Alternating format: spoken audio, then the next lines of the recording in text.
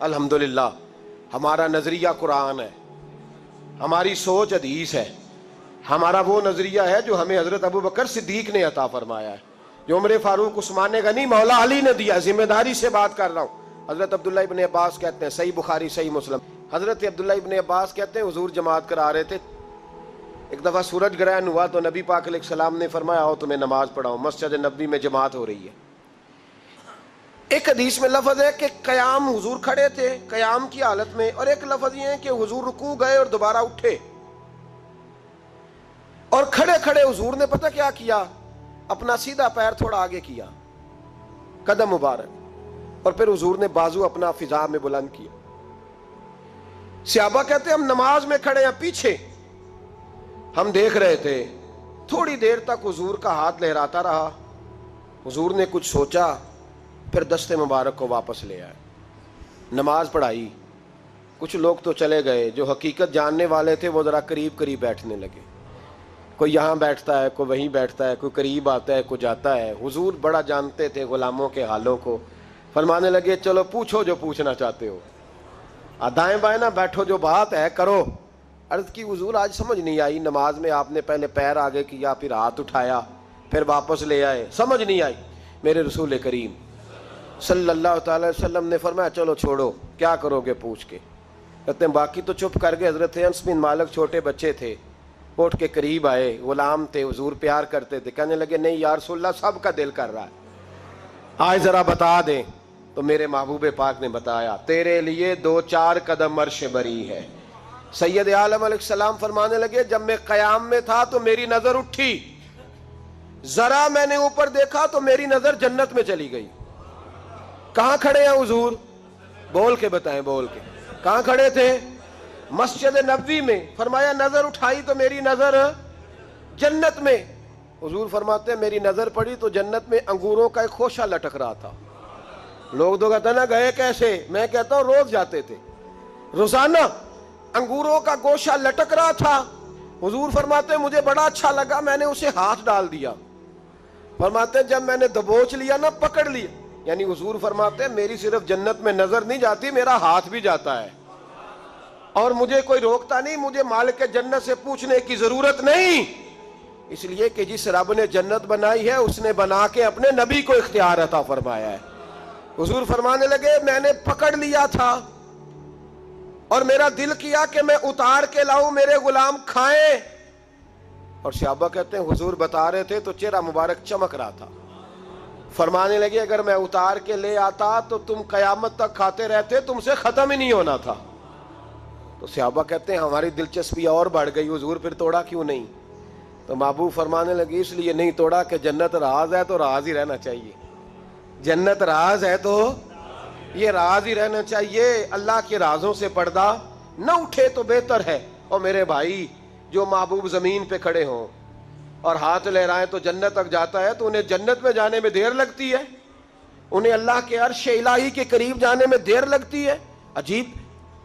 اور یہ بحثیں آج نہیں ہو رہی، یہ بڑی پرانی ہو رہی ہیں، بڑی پرانی. ایک زمانہ تھا لوگ کہتے تھے کہ جناب حضرت سلیمان علیہ السلام کا تخت کیسے اڑتا تھا ہوا میں. پھر کہتے تھے جناب وہ ابابیلوں نے کنکر مارے تو ہاتھی کیسے مر گئے.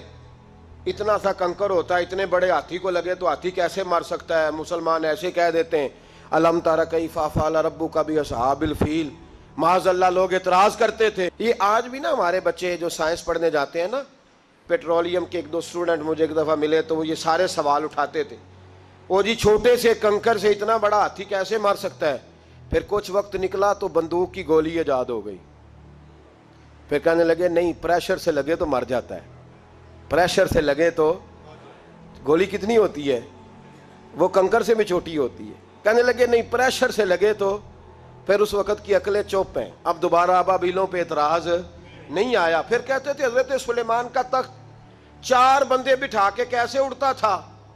اب جب سے جہاز ایجاد ہوا ہے نا، وہ 550 بندہ بٹھا کے اڑنا شروع کر دیتا ہے، اور ان کا سامان بھی 30-30 کلو.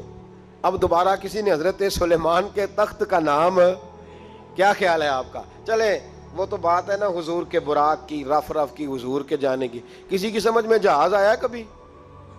جی اس کے اندر بیٹھ کے جب وہ فضا میں بلند ہونے لگتا ہے تو پھر ایک دوسرے نمانے نے بھائی اللہ دی قدرت ہی جے، اس وقت ایک دوسرے کو مشورہ دے رہے ہوتے ہیں کہ بھائی یہ قدرت یہ اللہ دی قدرت ہی جے۔ تو میں کئی دفعہ ہنس پڑتا ہوں، تو مجھے بھی کچھ بزرگ کہتے ہیں کئی دفعہ دائیں بائیں، حضرت جی اللہ دی قدرت ہی ہے۔ میں کہنا تسی جڑے بیٹھے ہو بھی اللہ دی قدرت یہ، ایک اللہ جہاز نہیں اللہ دی قدرت۔ ذرا تیرے دل کو دھچکا لگا ہے تو کہتا ہے اللہ کی قدرت ہے۔ خدا کے بندے تیرے ساتھ والے کئی قبرستانوں میں چلے گئے، تو اگر بیٹھا ہوا ہے تو یہ بھی اللہ کی قدرت ہی ہے۔ تو اس وقت سے لوگوں نے اب حضرت سلیمان کے تخت پر اعتراض کرنا، ایک زمانہ تھا کہ جب ہم یہ حدیث بیان کرتے تھے کہ نبی پاک نے انگلی کا اشارہ کیا تو چاند قدموں میں آ گیا، لوگ کہا کرتے تھے جی چاند سے انسان کا تعلق ہو ہی نہیں سکتا، کیسے چاند آ سکتا ہے؟ اور یہ جو اعتراض کرنے والے ہیں نا شان مصطفیٰ کا، یہ پہلے بولا کرتے تھے، یہ کہتے تھے جی نہیں چاند وہ تو روایت تھی، وہ تو ان کی آنکھوں کو یہ ہو گیا تھا، یہ لوگ ساتھ شامل ہو جاتے تھے۔ اب جب سے انسان چاند پہ چلا گیا اب چپ کر گئے، اب خاموش ہو گئے۔ تو یہ زمانے کے ساتھ لوگ بدلتے ہیں، اگر نہیں بدلے تو صحابہ کے عقیدے نہیں بدلے، اگر نہیں بدلی تو داتا علی اجمیری کی بات نہیں بدلی، اگر نہیں بدلے تو خواجہ اجمیری نہیں بدلے، اور آج کے اس زمانے میں اگر نہیں بدلے تو بریلی کے امام احمد رضا فاضل بریلوی نہیں بدلے۔ وہ جو پہلے دن کہتے تھے وہ آج بھی وہ کہتے تھے مصطفیٰ جان رحمت پہ، اور لفظ پہ غور کریں، جان رحمت عام نہیں، رحمت کی بھی، مصطفیٰ جان رحمت پہ، شم بزم ہدایت پہ لاکھوں، اور جس کو بارے دو عالم کی پرواہ نہیں ایسے بازو کی قوت پہ۔ اور پھر فرمانے لگے کس کو دیکھا یہ موسیٰ سے پوچھے کوئی، کہنے لگے ان سے پوچھ یہ کام کتنا مشکل ہے، کس کو دیکھا یہ موسیٰ سے پوچھے کوئی۔ تو بھائی آنکھ والوں کی ہمت پہ، بولے تو صحیح، آنکھ والوں کی ہمت پہ۔ فرمانے لگے یہ تو میرے محبوب کی ہمت ہے۔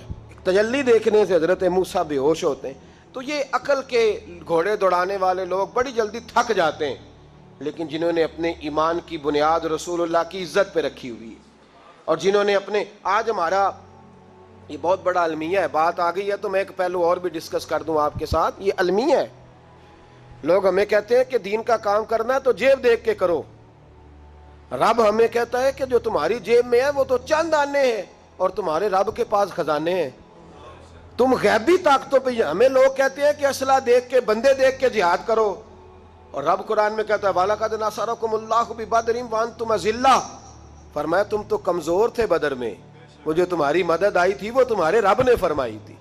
اللہ مدد فرماتا ہے امت مسلمہ، لیکن ہمارا حکمران ڈرتا ہے، صلح کر لیتا ہے، بھاگ کے جاتا ہے، ان کے ساتھ مل جاتا ہے۔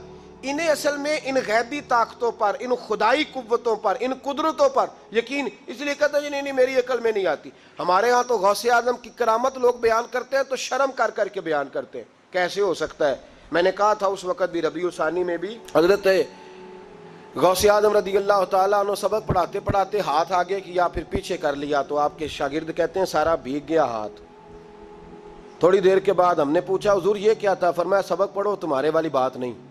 چند منٹ گزرے، کچھ لوگ آ گئے، ہم نے ان سے پوچھا تم کیسے آئے ہو؟ تم تو بحری سفر پہ تھے۔ کہنے لگے ڈوبنے لگی تھی کشتی، ڈوبنے لگی تھی، ہم مرید تھے غوث پاک کے، ہم مرید تھے، تو ہم نے پکارا ہے تو ایک ہاتھ برآمد ہوا ہے، اس نے ہمیں بچا لیا ہے۔ سنی کو بھی شرم آتی ہے یہ بات کرتے، یہ کیسے ہو سکتا ہے؟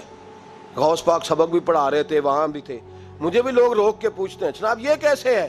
تو میں نے کہا یہ اس لیے تو نے پوچھا ہے کہ تو نے قرآن پاک نہیں پڑھا، تو شرم نہیں تجھے آتی بات کرتے کہ غوث اعظم کی کرامت پہ تو کانوں کو کھجلی کرتا ہے؟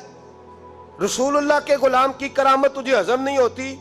حالانکہ تو روز سورہ نمل کے اندر پڑھتا ہے کہ حضرت آصف بن برخیہ کو جناب سلیمان نے کہا تخت لاؤ، نہ وہ غائب ہوئے نہ وہ وہاں سے گئے، اور آیا کتنی دیر میں؟ آنکھ جھپکنے سے آیا کہ نہیں آیا؟ پہنچا کہ نہیں؟ ماننے والا مسلمان کے غیر مسلم، نہ ماننے والا کافر۔ تو حضرت سلیمان کے غلام کی شان تو مانتا ہے، اور رسول اللہ کے غلام کی عظمت کی باری آتی ہے تو دکانوں پہ کھجلی کرتا ہے۔ او خدا کے بندے، یہ تو حضرت سلیمان کے امتی ہیں، اور میرے مصطفیٰ نے فرمایا علماء امتی کا انبیاء بنی اسرائیل، میری امت کا عالم اس طرح ہوگا جس طرح بنی اسرائیل کا نبی ہوا کرتا تھا۔ تو ہم لوگوں کا نظریہ کدھر گیا؟ شرم سے بیان کرتے ہو؟ ہم نہیں شرم سے بیان کرتے، ہم کھل کے کہتے ہیں خدا کے فضل سے ہم پر ہے سایہ غوث اعظم کا، کھل کے اعلانیہ، خدا کے فضل سے ہم پر ہے سایہ غوث اعظم کا، ہمیں دونوں جہاں میں ہے